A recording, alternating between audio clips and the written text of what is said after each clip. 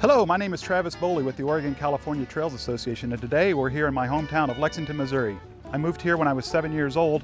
Right across the street from where I'm standing now was my home. It's no longer there, but behind me, this street was the Santa Fe Trail. Growing up here, we would run around this neighborhood and act like we were pioneers in those days. Everything from the Santa Fe Trail to early Mormon history, freighting on the Oregon and California Trail, military forts, the Pony Express, Jesse James, the Civil War, and so much more happened right here in Lexington, Missouri. And today, we're going to show you all the things you can see here. So now I'm standing at the site where Lexington began, just around the corner from my house, which was right over there. This is Old Town. In 1824, the All Brothers established a trading post right here on this road, which was the Santa Fe Trail. Later that year, a log courthouse was built right here on the hill behind me, and about 9 years later, in 1833, that was replaced with a brick courthouse. All of that would move about a mile away, closer to the Missouri River, when steamboat traffic really picked up. So today we're going to explore the evolution of Lexington's history, and I brought a friend along with me, Antoinette Nebinger. Are you ready to explore my whole town? Absolutely, Travis, let's do it. So when I was a kid growing up here in Lexington, I was acutely aware that two of the founders of the Pony Express were from right here in Lexington, William Waddell and William Russell, and today we're standing at the grave of William Waddell. William Waddell was actually born in Virginia, then moved to Kentucky when he was a kid, and then later as an adult set up shop here in Lexington. He got his start in shipping, and he had a partner by 1853 with William Russell, and they were actually shipping items to Fort Riley. They had a contract. In 1854, the government started offering larger contracts, and they realized at that time that they were really going to need a partner because it was too big for them to handle on their own. And that's where Alexander Majors comes in, and that's the firm of Russell, Majors, and Waddell. That all really began its genesis right here in Lexington. In 1854, they were awarded a contract that they would be the sole supplier of all the military forts in the West. These were the forts along the Santa Fe Trail, the Oregon and California Trail, and other forts throughout the West. And by 1857, they'd grown quite large. They'd made about $300,000 the year before. It was at that point that they were asked by the commandant at Fort Leavenworth to supply military wagons going to Utah for the Utah War in 1857. They had about 2.5 million pounds of freight, and unfortunately for them, their wagons were seized and burned, and they didn't have an official contract with the U.S. Army, so they pretty much lost their backsides on that deal. They did recover and were successful for a few more years, and by 1860 started the Pony Express. In 1858, they were awarded a new contract to freight in the American West, and they moved up to Nebraska City that year. And in 1859, again, they were shipping hundreds of thousands of dollars of goods west. Russell, Majors, and Waddell made an interesting set of characters to form a company. Russell was the very political one. Majors was a bit more stoic and reserved. But I've got a great quote here that describes William Waddell as a phlegmatic, stoical, inclined to sulk if displeased, a cautious penny pincher, and unable to reach a decision without ponderous deliberation. So I think it made a lot of sense that he ran the business side of this operation.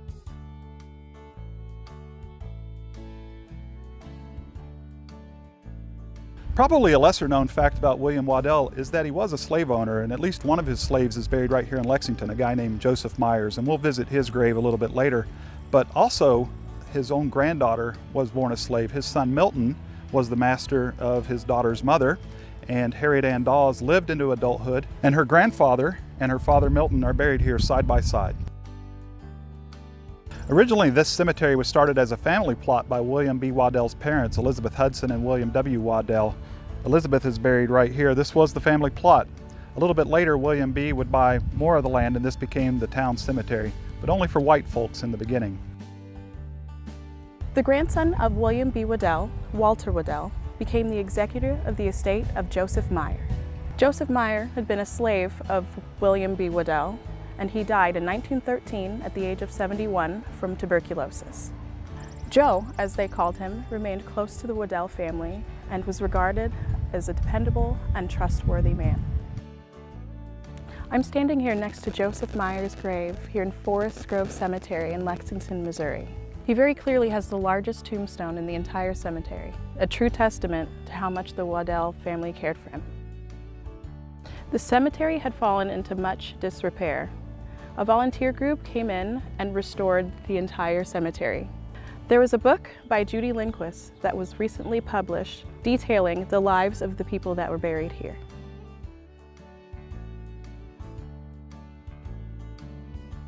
We're here in front of the Missouri River, near where Lewis and Clark's expedition camped in 1804 and again in 1806. Accompanying them was Clark's slave, York. York was treated equally in all matters, including voting, which was not the case when he returned back home. One of the most interesting stories I encountered about York was his introduction to the Flathead tribe in Montana. The Flatheads had a tradition that the strongest man who proved himself during battle got to paint his body with the black soot from the war fire. They thought this was extremely incredible, considering that York's black skin was not painted on. They held him in extreme high regard for this and considered him to be ordained by God. So here we are standing in downtown Lexington, Missouri, next to the 1960 Russell, Majors, and Waddell Pony Express Centennial Monument. It was 100 years after the fact that this monument was installed. Very fitting to have it here on the courthouse lawn. Catty corner across the street was their headquarters. 2 doors down from that was General Sterling Price's headquarters, the Confederate general who led Confederate forces here in 1861. And embedded up here in the courthouse in a column is a cannonball from that battle. I believe they were trying to hit his headquarters and instead hit the courthouse.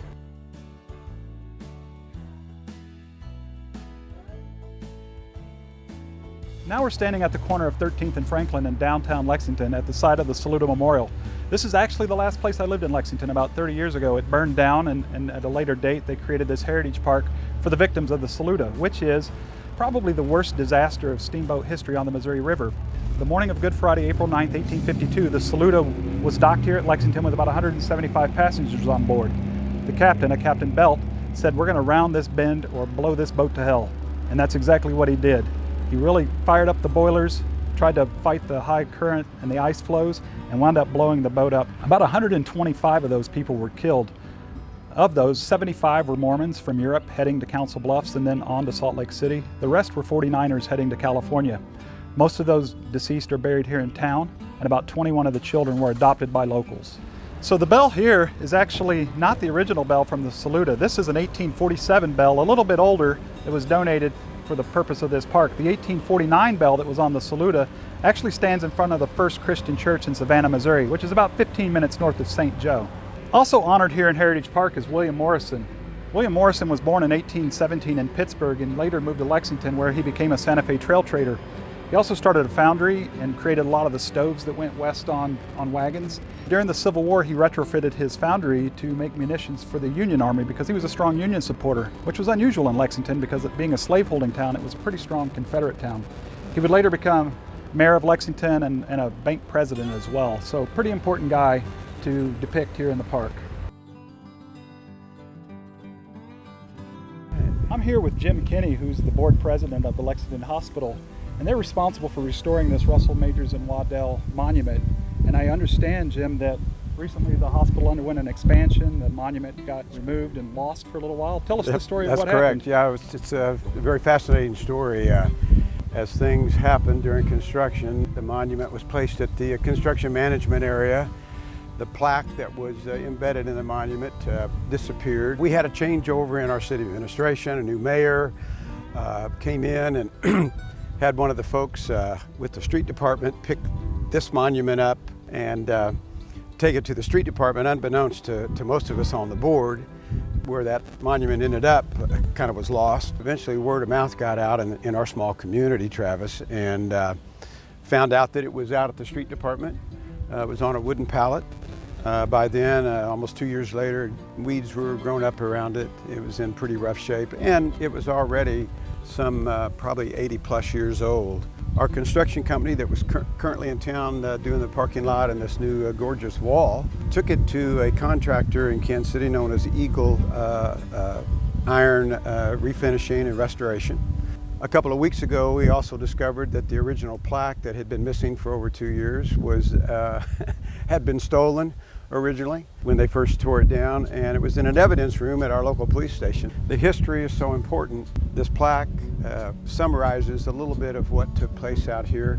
We're standing at College Park, close to our battlefield. The community is known for the site of a Civil War battle. We've kind of built a lot of our tourism and our history around this park and that battlefield, but truly if it wasn't for Russell, Majors and Waddell, their freighting and shipping company, and of course then the formation of the Pony Express after that, there's a good chance Lexington and a lot of the West would look different today. We're so glad that we've got this monument back up, and we just hope that people enjoy it for many, many years to come. I'm standing here at the site of the Battle of Lexington here in 1861. 6 years earlier, the pro-slavery convention was held here, and this is what was said. Slavery is found in our midst. It was forced on the South by the combined efforts of Old England and New England, now also leagued together for selfish ends in an unholy alliance for its extermination. The present generation of slaveholders are in no shape responsible for its existence. They had no agency in its introduction, and therefore, although its existence were admitted to be their misfortune, it can never be proved to be their fault.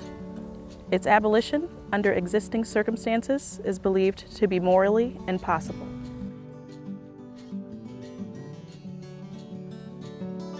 In the 1920s, the Daughters of the American Revolution decided to start marking the National Old Trails Road with Madonna of the Trail statues. Each state from Maryland to the West Coast was to get one, and Missouri's was placed here in Lexington.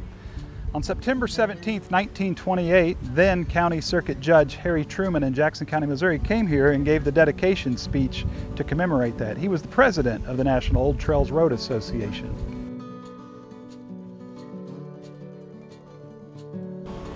This house stands at 1301 South Street in Lexington, Missouri. It was built in 1840 by William B. Waddell, one of the founders of the Pony Express.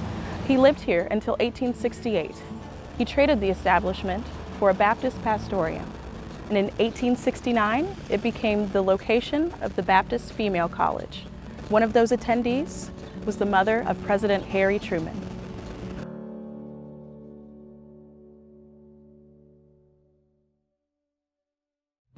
So Antoinette, we've spent the day exploring my town. Here we are at the Heist. You know, this bank was a bank in 1866 when Jesse and Frank James robbed it of $2,000. They thought there was going to be $100,000, but the town was a little war weary. But it's pretty cool, I think, to wrap up the day with a beer here at a bar called the Heist. So what was your favorite takeaway from the day? My favorite part of the day absolutely was down at the Missouri River, talking about York and his involvement with the Lewis and Clark expedition.